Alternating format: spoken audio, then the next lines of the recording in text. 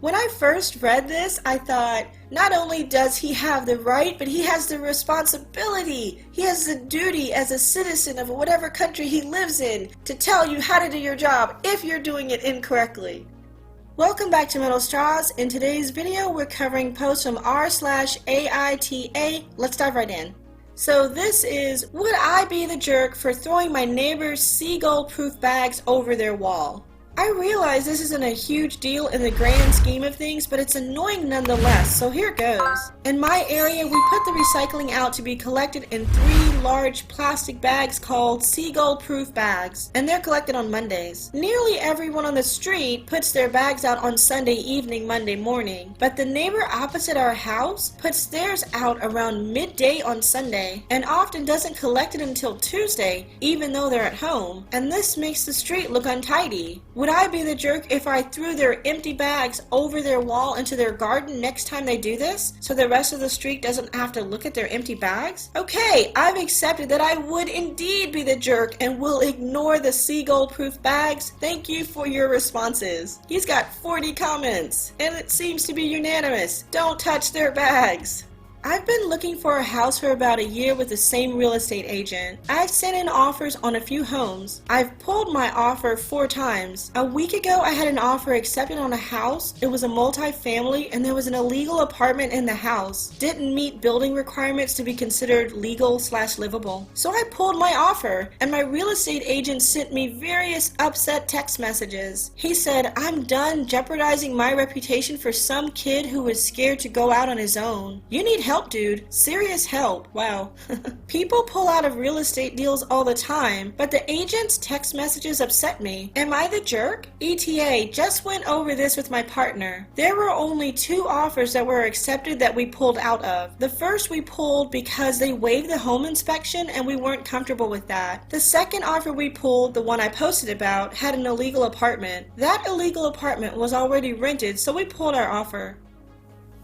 Some friends and I are going to be working in New York starting in June, so we're finding a place to lease. We found one that's really nice and have been approved for it. Currently the rent is $17.50 per person if we split it evenly. The master bedroom is bigger and on the corner, so we're trying to decide who gets it. I said that I was willing to pay more for it. I offered $21.50 a month. They didn't like that and said it's unfair since my father pays a portion of my rent. How do they know that? That's not their business. We're all earning around the same amount. When they rejected that offer, I said I could just get my own studio then. I feel like it's not unfair, but I'll let you guys be the judge. They want to figure out a non-monetary solution. Yeah, I don't think it was the best idea to let them know your plan B, but I really think that you should just go with your plan B and get your own place. The fact that your father helps to contribute to your rent has no bearing on the situation. Get your own place. Also, no, you're not the jerk for offering to pay for the place. Like, that's how it works. No, you're not the jerk.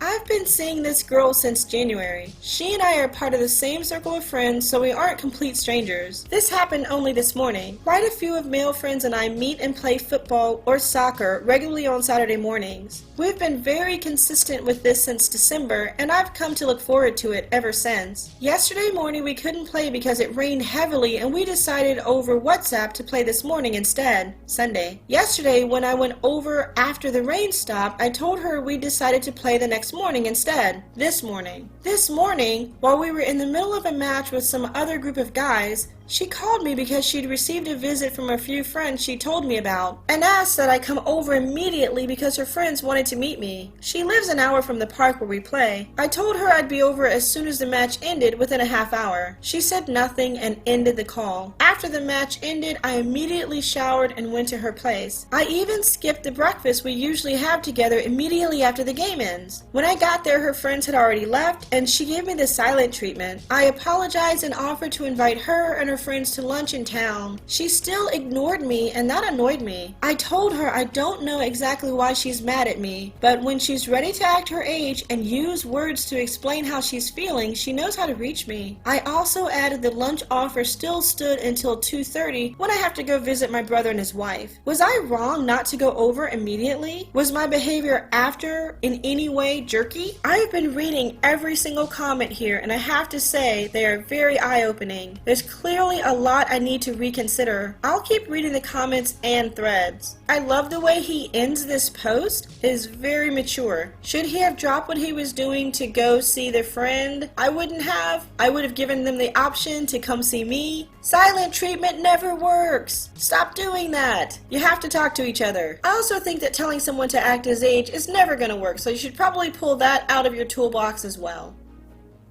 My neighbor is a plumber and is of Italian descent. He also has a last name that starts with an S. Okay? Anyways, he resembles Tony Soprano and has a young son and a teenage daughter. A lot of people have a young son and a teenage daughter. While taking out the garbage, I told him that he kind of looks like Tony Soprano. Okay. He kind of got offended and told me not to bring up old stereotypes. I don't know. I was just joking. Nothing serious.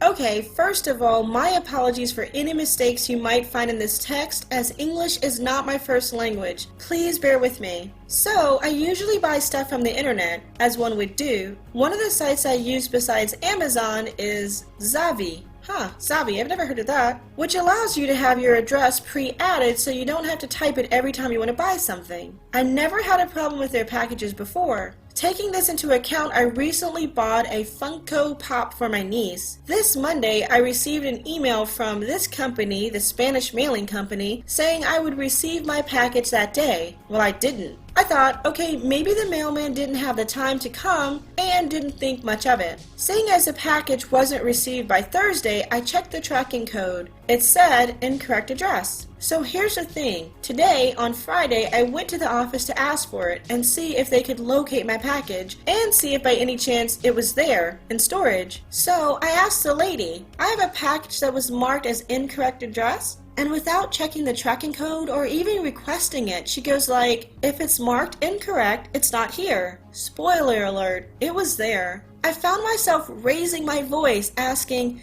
how could you possibly know if you didn't even check? The lady started to feel nervous and started to scream at me, saying she was doing her job and that I had no right to tell her how to do it. After insisting, she checks the tracking code and notices that it shows as admitted, but in an unknown location. The man working with her comes to check and says yes, it's here, and asks me to go to his window when the lady refused to assist me. The address was indeed incorrect. It was the company's fault. But that's another story. I told the man that the least the woman could have done was to request for me to show her or give her the tracking code. She took this as a personal offense, as it probably was, and started to yell at me again, saying I have no right to tell her how to do her job, and that I should take it down a peg. When I first read this, I thought, not only does he have the right, but he has the responsibility. He has the duty as a citizen of whatever country he lives in to tell you how to do your job if you're doing it incorrectly. So, am I the jerk for being the kind of customer that probably nobody wants at their workplace? Well, I will say that raising your voice was not a good thing,